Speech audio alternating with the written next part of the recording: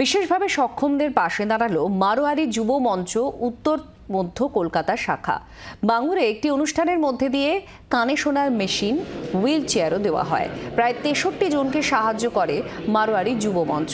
আগামী দিনে যাতে আরও মানুষের পাশে দাঁড়াতে পারা যায় সেই প্রত্যাশাই করে এই সংগঠন।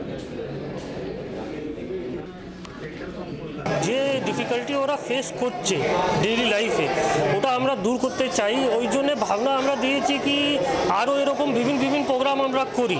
মারওয়ারি যুব মঞ্চ ব্যানারে আমরা অনেক প্রোগ্রাম করি, যাদিকে মানে সংসারে আমাদের গ্রামে সব জিনিসটা আমরা দিতে পারবো, ওই সেভাবে প্রোগ্রাম আমরা করি। প্রত্যেকটা 2 বছরে একবার এরকম কার্যক্রমটা করব আমরা, আর চেষ্টা করব কি এইবার আমরা যেটা 63 লোক হয়েছে, নেক্সট টাইম আমার 100 না 200 লোক এর থেকে আসতে পারে, আর maximum life we can save maximum life. এটাই আমার চেষ্টা থাকবে।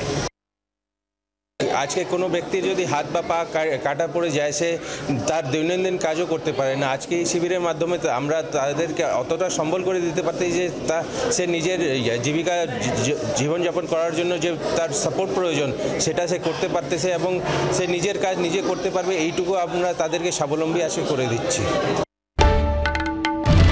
বাংলার আওয়াজ, বাঙালির আবেগ, জি 24 ঘন্টা।